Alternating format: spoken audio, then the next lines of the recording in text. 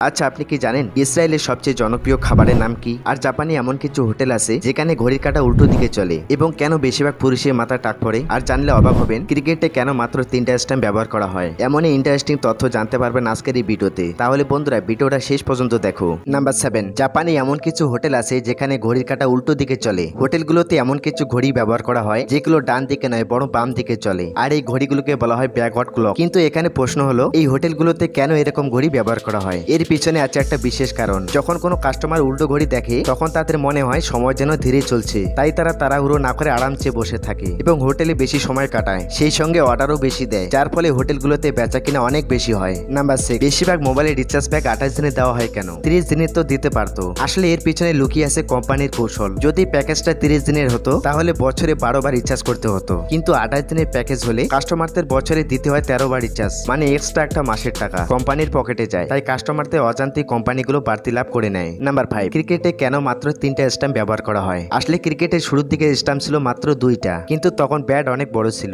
আর বল ব্যাটের মাঝ দিয়ে বেরিয়ে যেতেও পারতো। তখনই খেলাটাকে আরো নিখুঁত করতে যোগ করা হলো 3য় স্টাম্প। 3টা স্টাম্প বলকে আউট করা সহজ করে দেয়, আবার ব্যাটসম্যানের জন্য একটা চ্যালেঞ্জ তৈরি করে। 4টা বা তার বেশি স্টাম্প দিলে ব্যাটসম্যানকে আউট করা খুব সহজ হয়ে যেত, তাই আজও ক্রিকেটে ব্যবহৃত ঠিক 3টে স্টাম্প। নাম্বার 4, প্লাস্টিকের চেয়ারের মাঝখানে সবসময় একটা গর্ত থাকে কেন? আসলে এর পিছনে রয়েছে বেশ কিছু কারণ। প্রথমত, এই গর্তের মাধ্যমে বৃষ্টির জল বা তরল সহজে বেরিয়ে যায়, ফলে চেয়ারের জল জমে থাকে না। দ্বিতীয়ত, চেয়ারগুলো একটার উপর আরেকটা রেখে স্ট্যাক করা সহজ হয়। আর সবচেয়ে বড় কারণ হলো এই গর্তে চেয়ারের ভেতর চাপ কমিয়ে দেয়, ফলে চেয়ার ভাঙার ঝুঁকি কমে যায়, মানে ছোট একটা গর্ত চেয়ারকে করে তোলে আরো মজবুত। নাম্বার 3, হোটেলের চাদর সবসময় সাদা কেন হয়? আসলে সাদা রং সহজে পরিষ্কার করা যায় এবং যে কোনো দাগ দ্রুত ধরা পড়ে। এছাড়া আত্মীয়দের মনে পরিচ্ছন্নতা ও বিলাসিতার অনুভূতি। আর সাদা চাদর একসাথে গরম জলে ধোয়া সহজ, তাই রং মেলানো ঝামেলাই থাকে না। সবচেয়ে বড় কথা হলো সাদা রং মানেই শান্তি, আর এই কারণে প্রায় সব হোটেলেই চাদর থাকে একেবারে সাদা। নাম্বার 2, আপনি কি জানেন কেন বেশিরভাগ পুরুষের মাথা টাক পড়ে? এর কারণ হলো ডিএসটি নামের এক বিশেষ হরমোন, যা পুরুষদের শরীরে টেস্টোস্টেরন থেকে তৈরি হয়। এই হরমোন চুলের গোড়া একদম দুর্বল করে দেয়, ফলে মাথা চুল ঝরে যায়। আর যদি পরিবারে কারো টাক থাকার ইতিহাস থাকে তাহলে আপনারও টাক পড়ার সম্ভাবনা অনেক বেশি। অবাক করার বিষয় হলো নারীদেরও টাক পড়ে, তবে তাদের ক্ষেত্রে পুরো মাথা ফাঁকা হয় না, শুধু চুল পাতলা হয়ে যায়। নাম্বার 1, ইসরায়েলের সবচেয়ে জনপ্রিয় খাবারের নাম কি?